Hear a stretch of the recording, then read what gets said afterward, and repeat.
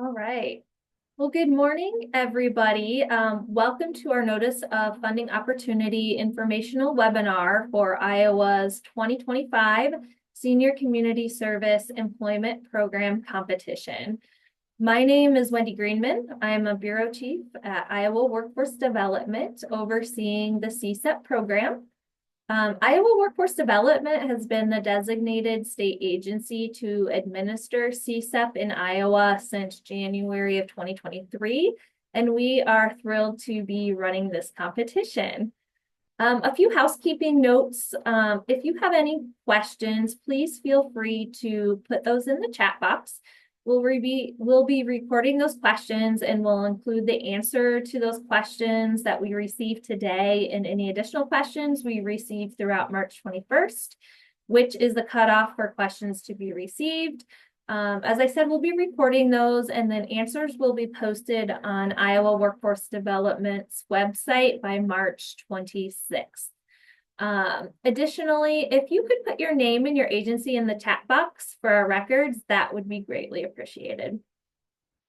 So with that, I will take the opportunity now to introduce Bethany Ellingson. She is our SCSEP program coordinator at Iowa Workforce Development, and she will be walking you through today's informational webinar. Bethany? Good morning, everyone. Thanks for taking time out of your day today to meet with us. We really appreciate it. So we're just going to go through simple slides that will help us kind of navigate what is in the NOFO and what requirements are laid out for us for this grant. So Wendy, if you want to go ahead. Okay, so this is for the Senior Community Service Employment Program, which of course is funded under the Older American Act. And the purpose is to foster individual economic self-sufficiency, promote community service opportunities, and increase subsidized employment for low-income individuals 55 or older. This NOFO invites applicants from qualified organizations to provide case management and employment support services for this population under the state grant opportunity.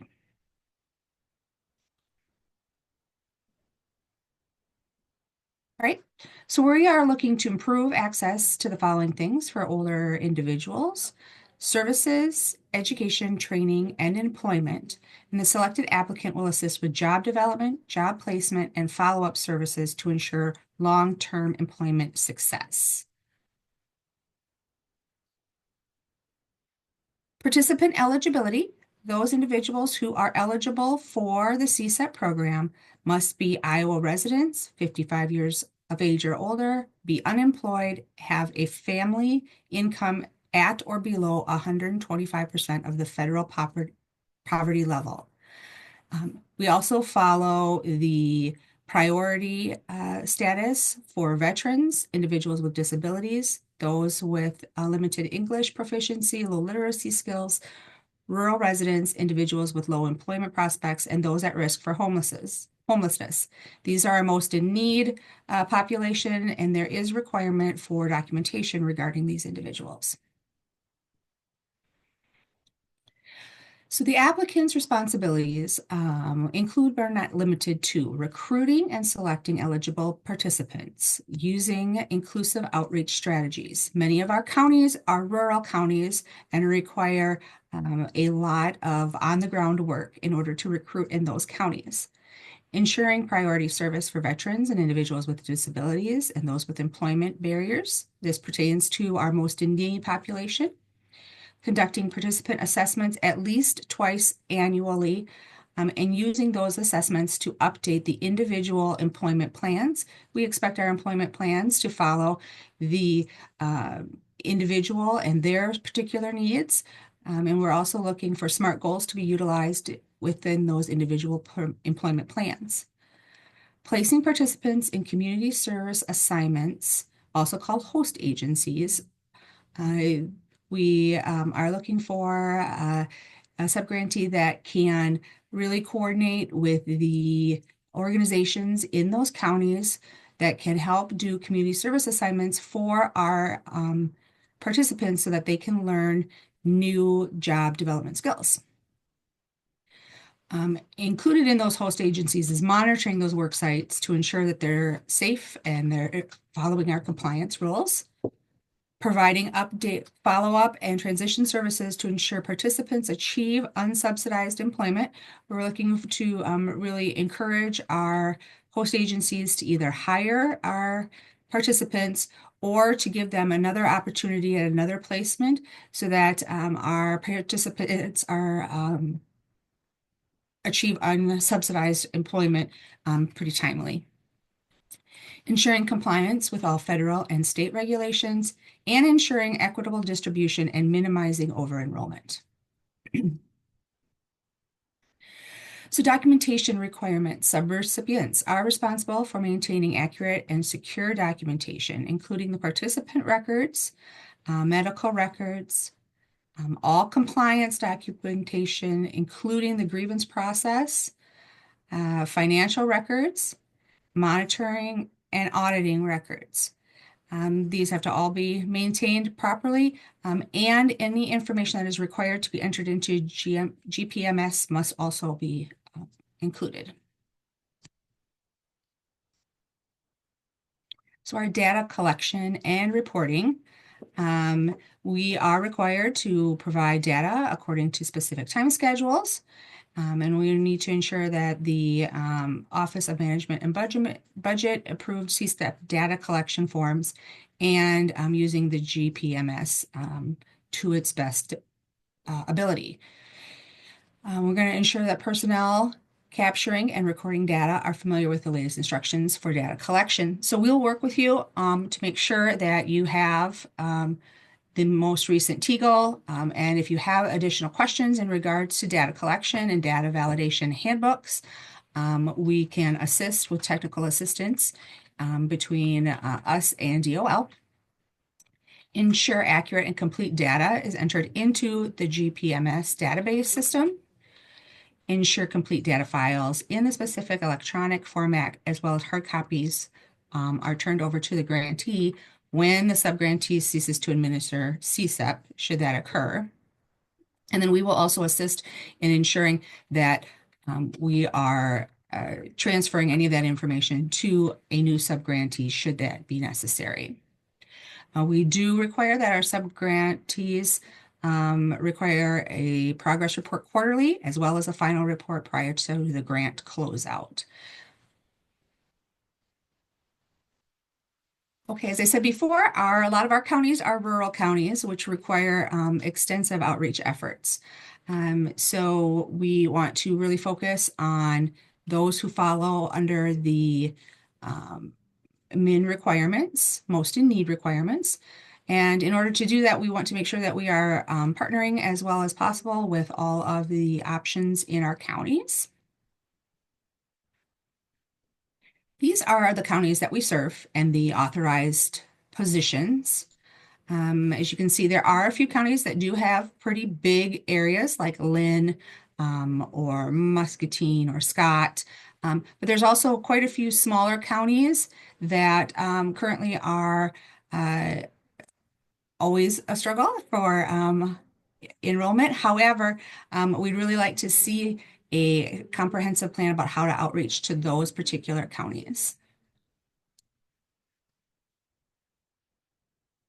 Okay, so ultimately we are also responsible for the performance measures. So maintaining a relationship with our participants when they leave the program for hopefully unsubsidized employment. We do need to maintain contact with them. So following up with the employment rate the second quarter after exit, as well as the fourth quarter after exit, the median earnings of those participants, the hours of community service, the number of eligible individuals served, and the number of most in need individuals served.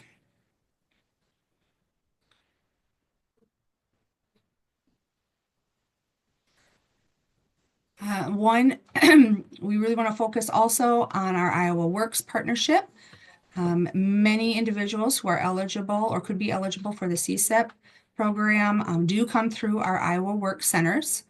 And the Iowa Work Centers also offers resources that could be available to some of our CSEP participants, including some basic adult education, advanced training and credentialing opportunities, financial literacy and budgeting support, job readiness, assistive technology for individuals with disabilities, including allowing us to partnership well with the CSEP program will allow a smooth transition for some referrals, as well as enhancing the services to our participants. Grant award details. The available resources include an estimated total award of $950,000 for the project period of July 1st, 2025 to June 30th, 2026. We do have the option for 3 one-year renewals under this particular NOFO. Payment is reimbursement only. We do not do advance payments, and we require the quarterly progress reports and the final reports. As you see there, we have 25 counties with our authorized participant positions. And so we can go ahead a little bit to the next slide, Wendy, which will describe the use of our grant funds. So the funds may be used for participant wages and fringe benefits, participant training and supportive services, outreach, recruitment, and job placement assistance. Administrative costs are not to exceed 15% of the total grant amount. And the minimum of 75% of funds must be dedicated to participant wages and fringe benefits. And that's from the total funds.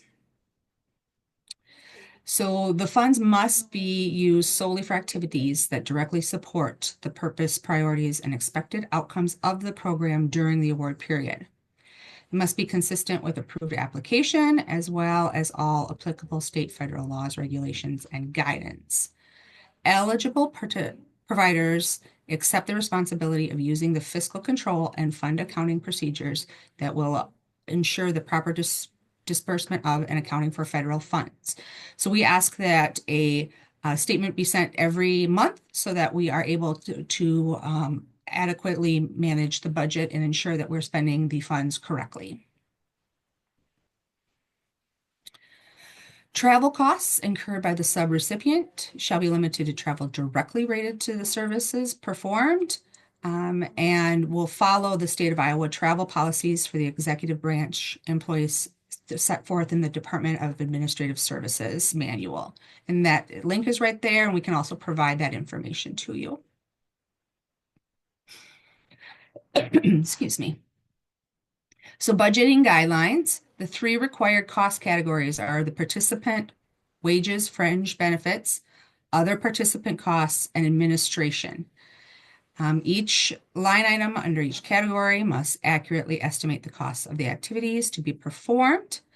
A maximum of 15%, again, can be allocated to pay administrative costs associated with the program. And a minimum of 75% of total available funds must be allocated to participant wages and fringe benefits. If you apply for an indirect cost rate, a copy of your indirect cost calculations must be included. Enrollee wage and fringe benefits, dedicated funds for the wages and fringe benefits for the time that participants spend in approved program activities are allowed. Participant wages are based on the highest federal, state, or local minimum wage for the comparable wage of similar employment. So if you do not use a calculation to include the higher rates for minimum wage, the minimum wage for Iowa is $7.25 an hour. So the fringe benefits we are required to offer an annual physical examination, workers' compensation, compensation for scheduled work on federal holidays, and necessary sick leave. Unemployment is not required for CSEP participants. and they are not allowed to contribute to retirement plans, annual leave, bonuses, or any carryover of benefits from one program year to the next. Administrative costs. So falls under the 15% of the budget that is allowed, and these costs are associated with performing overall general administrative and coordination functions. So that's the accounting, the budgeting, the cash management, procurement, property management, personnel, payroll, a resolution of findings resulting from audits, reviews, investigations, incident reports, etc. This is that administrative cost, again, only the 15% of the budget.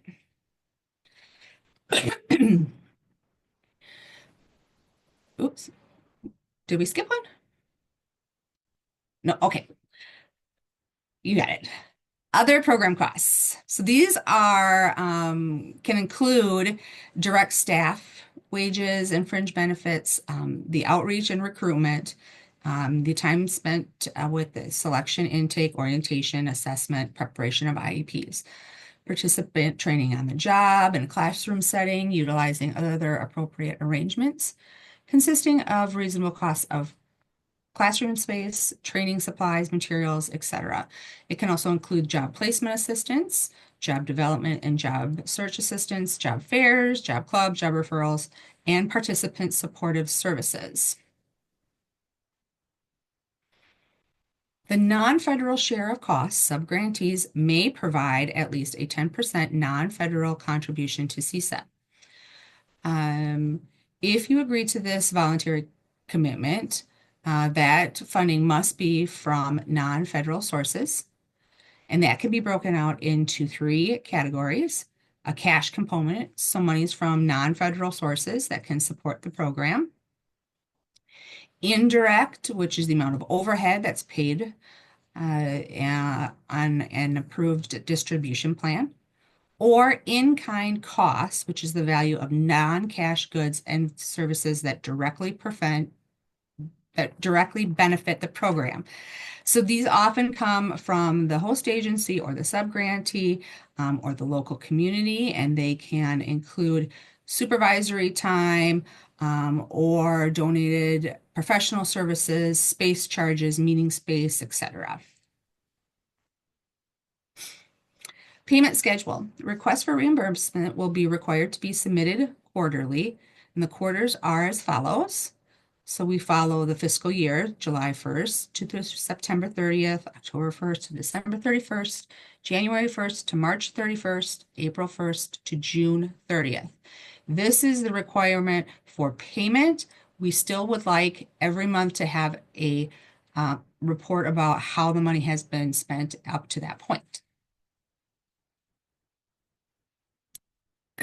Again, it's just a summary of the participant wages and fringe benefits, where that minimum is 75% to be spent in the community service assignments, training, or program activities. Other participant costs and the administrative costs, when that maximum is 15%. Also, you may include, if you choose, the matching, which is the 10% in kind. Evaluation criteria. So once you've submitted your application, this will be evaluated on the executive summary, the application narrative, the budget worksheet, the partnership chart, and programmatic assurances, all of which are included within the NOFO notice. Deadline is April 11th by 4 p.m. We will not accept late or incomplete applications. The required documents are included in the NOFO, which is this cover sheet, the executive summary, the application, the budget worksheet, partnership charts, and programmatic insurances. You can email them directly to me. Are there any questions so far?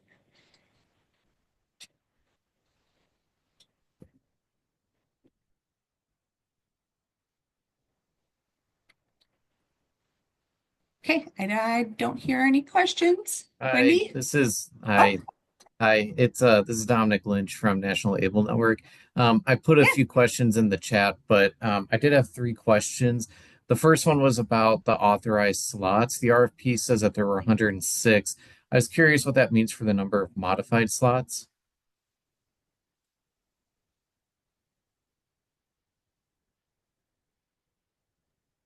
Hi there. I'll take this one, Bethany. Okay. Sorry, I was having a hard time navigating my chat and doing a screen share. So what we're going to do is take a note of your question. Thank you so much for asking the questions, and then we will provide the response in the Q&A document that will be posted by March 26th.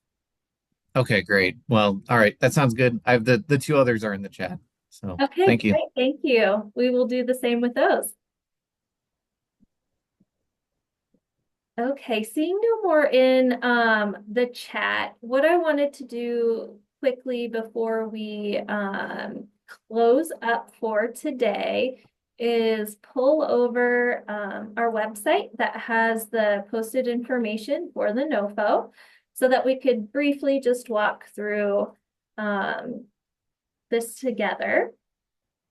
So the NOFO, which you should have received via email, or you can easily find on Iowa Workforce Development's website, is posted here.